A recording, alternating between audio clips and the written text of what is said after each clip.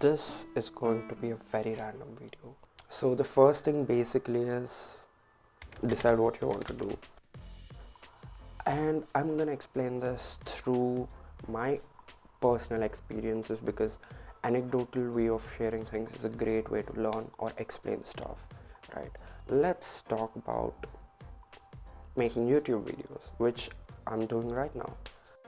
Alright, so before starting to shoot this video, I really did not have any idea for what this video should be. So I just sat down and started watching some YouTube videos. I went to the masters, Matt Diavella and Ali Abdal, and all these few YouTubers who are really good at their craft. And then I also did a very interesting thing. Over the past few days, this particular software has been going viral. ChatGPT, OpenAI has been developing this. So you just put a random query in the search box and it will give you an answer. And I used it to kind of figure out a few video ideas. And it didn't really help me, but here I am with something. You must have heard this phrase called jack of all trades, master of none, which basically means you have dabbled in a lot of things but you have never really specialized in a single thing. Well, you're looking at a jack of all trades.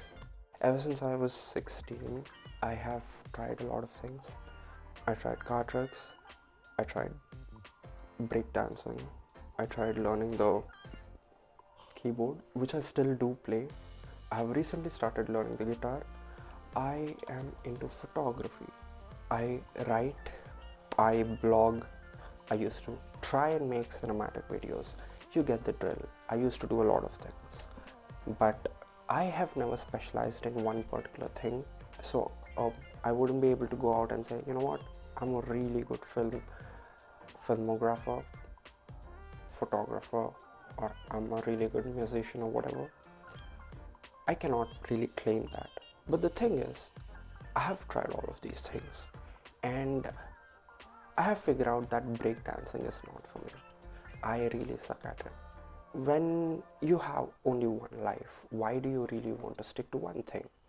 And what if you're not good at it or you're not satisfied with it 10 years down the lane, right?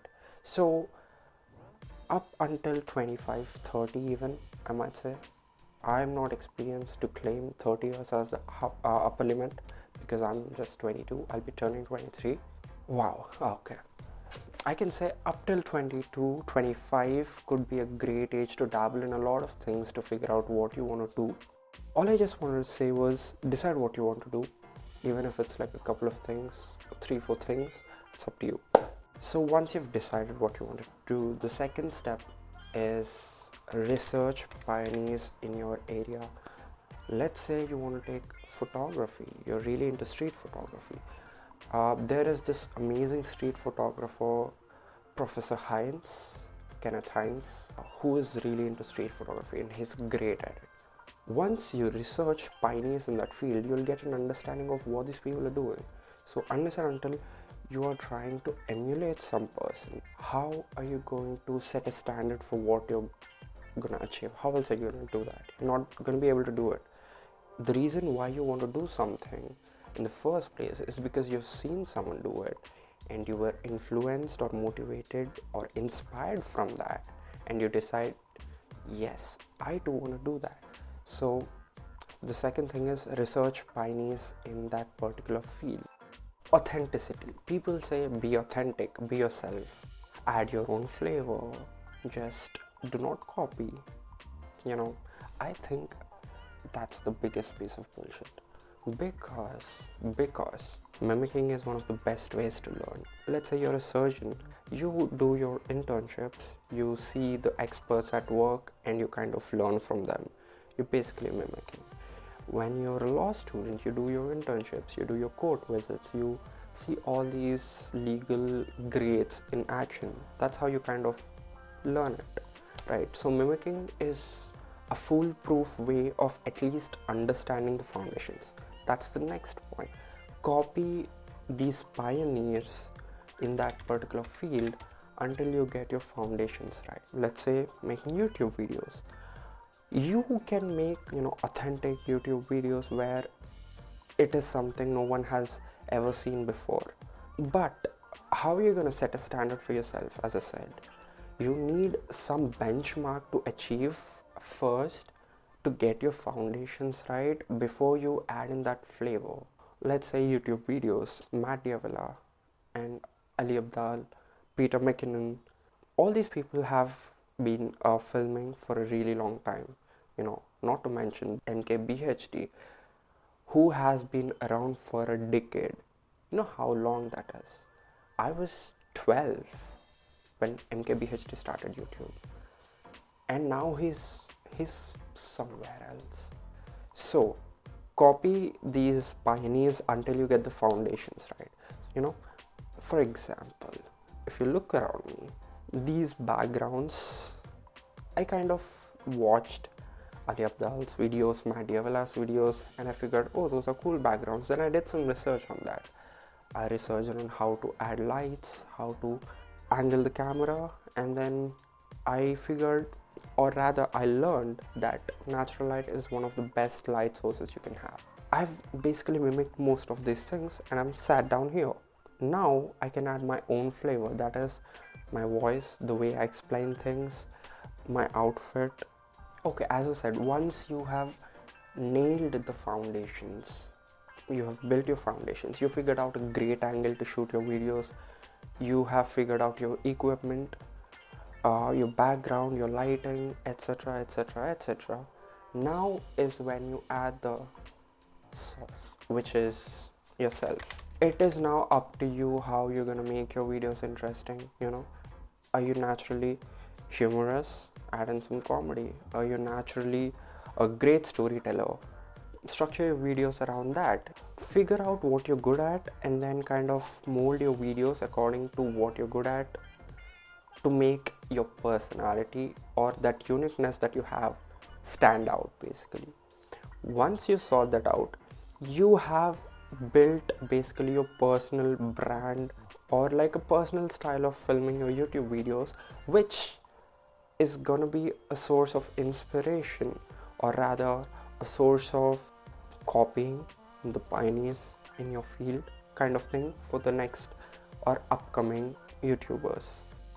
Errors and iterations. I have made a video on errors and iterations and why you need to make errors in order to get better. Let's say you're playing a piano. If you don't make an error, if you try to think, oh, I should not be making any errors, you're not even going to start. So just start, do it, make errors, and figure out how to not make those errors the next time.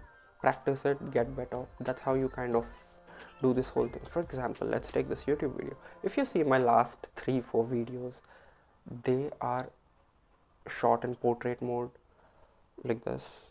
I did not really put much of an effort into my background or lighting or whatever. I just used that study light to just be my light source, and I recorded the video.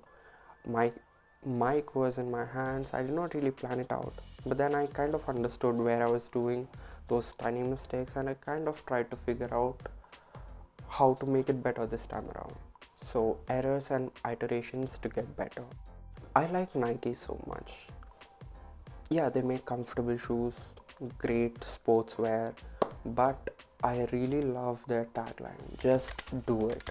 It is one of the most underrated advices you can ever get. As perfectionists, most of us actually are perfectionists, because we tend to think a lot about the output and how perfect it should be instead of just doing it and then kind of learning to get better the next time around. So that's stopping a lot of us from actually doing anything, any creative pursuit. The first few times you do it, you're gonna be really bad at it. A lot of people just let it go. Just do it. What basically says is, just do it. Get better later. Once you do it, you'll know where you're going wrong. Errors and iterations again, you get better. Just do it, learn from it, and kind of evolve The next thing is fine tune. Errors and iterations and just doing it are useless if you're not fine tuning it or fine tuning your work. If you're playing the guitar, fine tune it.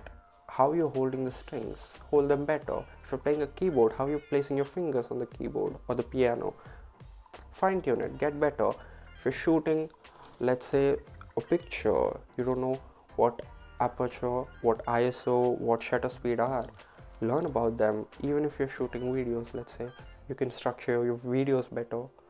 So all of these things are fine tuning. You're learning from your mistakes and errors, and that just do it attitude. Whatever the outcomes are, you're gonna take them, you're gonna evaluate them, you're gonna figure out where you're going wrong, and then fine tune it. Repeat, reiterate, and all of these things, you kind of have to build upon it if you really want to get anywhere. Jack of all trades does not necessarily mean he's really bad at all trades. You can also be a master of a few of these trades. Let's say photography, you can be good at it. You can be good at playing an instrument. You can be good at making videos. You can be good at running a marathon. You can do a lot of things in life. We just got a single life. Why not do a few more things than the usual or the average human being does? It's gonna make it interesting. Even though you're doing a lot of things, if you're gonna repeat them, reiterate, do the fine tuning, you can actually get better at it and enjoy doing it. And also you can claim to be a lot of these things. You can claim to be a photographer, a videographer, a YouTuber, or a musician, a writer, a blogger. You have a lot of things to do, and all you have to do is keep doing it. And once you keep doing it, you kind of build upon those foundations. And the last part, this is how you need to end a 10-step video, although I've only given 8 steps, is to say, have fun, guys. But that is so true. You just need to have fun, not take things too seriously. Let's say if you're a YouTuber, don't take things too seriously. Don't really bang your head on the wall about your views and analytics and all of those things. If you're a photographer, don't really worry about the likes if you're going to post on Instagram. If you're a blogger, don't really worry about the traffic. Just do these things for yourself. You get to meet a lot of people if you're doing different things. If you're a musician, you get to meet other musicians. If you're a YouTuber, the possibilities are endless of who you might actually go out and meet. You tend to increase the opportunities that you have in life if you do a lot of things. Not too many things that you kind of get overwhelmed and anxious and frustrated, but a few things which you really enjoy, which you have the drive or interest to get better at. And this YouTube video was pretty much an experiment to see how I might do. I think it turned out pretty well. Now I'm gonna shoot some flat lays. Anyway, thanks for watching. I'll see you guys in the next one. It kind of feels weird saying